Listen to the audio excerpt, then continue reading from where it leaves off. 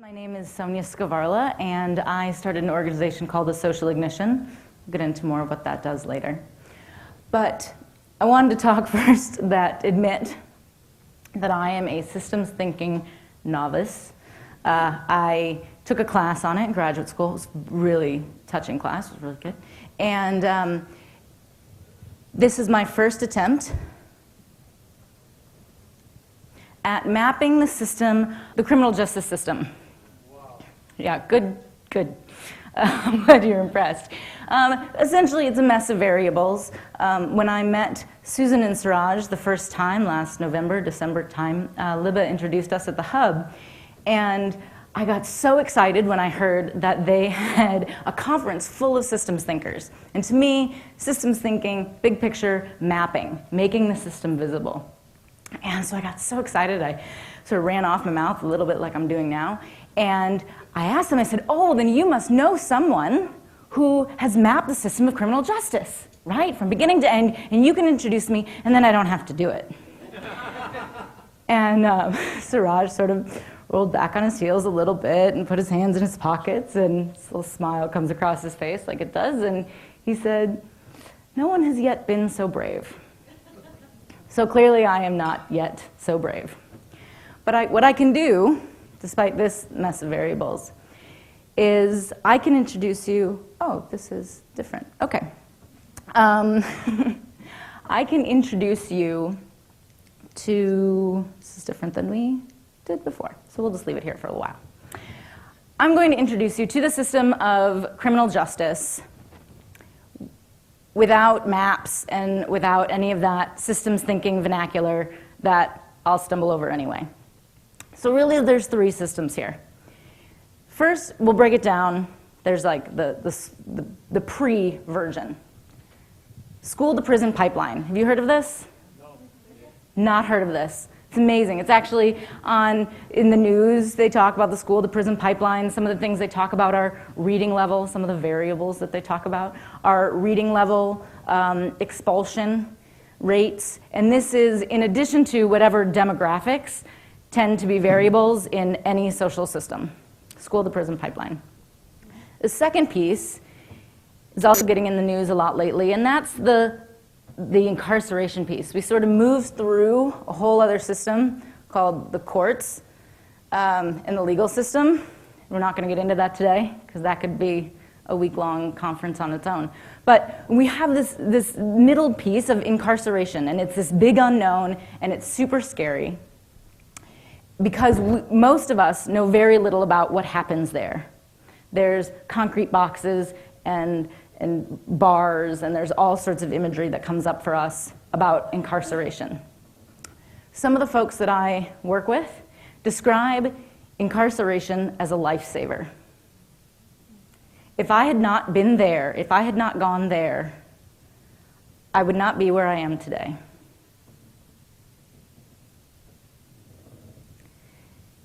So then imagine you're in this blank box of incarceration, which also has many more variables in its own culture on its own. And you get opened up, the gates open up, and you walk outside to a whole other world. You may have been in there for a year, you may have been in there for 5 years, for 10 years, and your only interaction was whatever you saw on TV, and whoever happened to maybe live close enough to come and visit you. Another opportunity is maybe you get on a bus inside the walls and they drive down. There's a corner in Seattle where the bus comes and it lets everybody off. You are free to go. So scary. Think of any variables that you may have encountered while you were inside and just quadruple them. And that's the unknown that people are walking into. So, a Social Ignition, I started this organization in order to teach entrepreneurship to some of these people who have had these types of experiences. That's what the organization does. That's like the doing, the tactical part that you can see. You have to have a product and a business model, so we strung all those things together and we came up with an entrepreneurship class. But there's this really interesting thing that happens in that re-entry field. You have the people who are coming out of transition, and then there are the people who are catching them, or attempting to catch them. And here we have two more systems coming into contact with each other to try to make a full system. In the work that I've done with the social ignition and trying really prior to that point, because the social ignition is a baby, was really seeing what are the organizations doing to support the people in this transition. And I have to tell you, it's a mixed bag. Some people are doing it really well. Some organizations are not doing it very well. And I have to say it's equally as complex, and we need to pay attention equally as much to the system of sort of the helpers, if you will, for lack of a better word. We have to pay attention to that system because some of the variables that exist in that system might surprise you. That system is ripe with racial discrimination, religious discrimination, gender discrimination. And we're the ones who have the context, right? We're the ones who are out here thinking that we can just show everybody else the way. You've had this experience. Let me help you to a better life. Let me help you to success. And we have the context in our world that they've been missing. So social ignition, here we are, working in this space. So there are the doing actions of we teach entrepreneurship at a social ignition. But there are two other, probably way more important things that a social ignition is involved in that really don't have anything to do with entrepreneurship.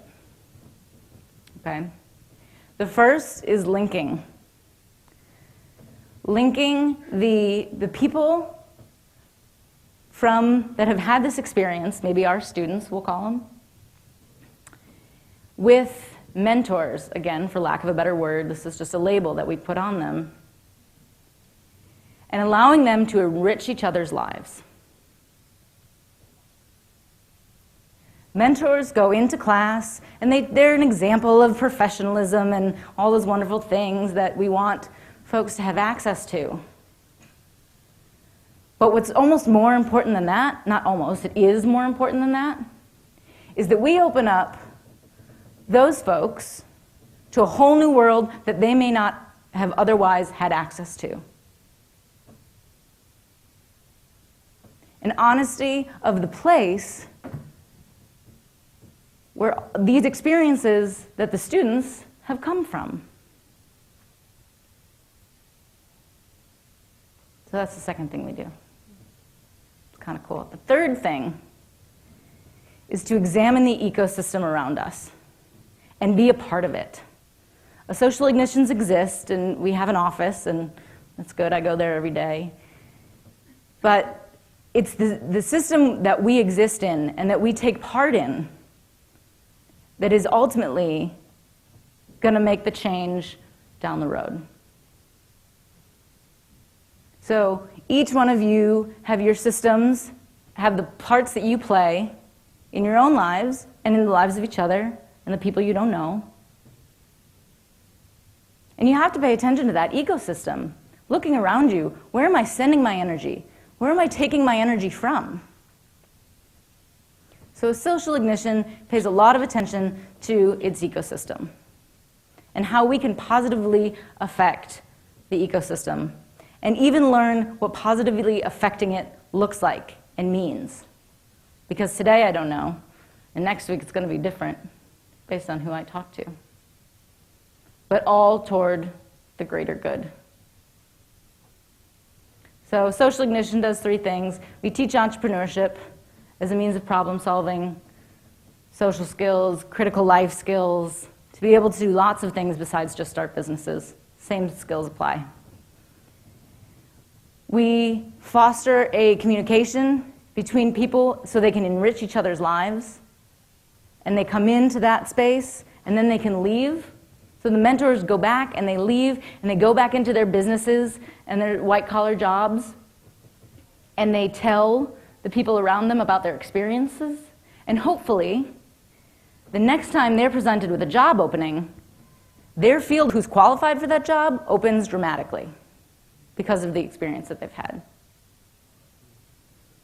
And then, of course, being a responsible steward of our place in the ecosystem. How are we conducting ourselves in this ecosystem of individuals and organizations? So this week, today and tomorrow, mostly today, we've heard a lot of words. A lot of words. And words are awesome. To use one of the words that can mean most anything.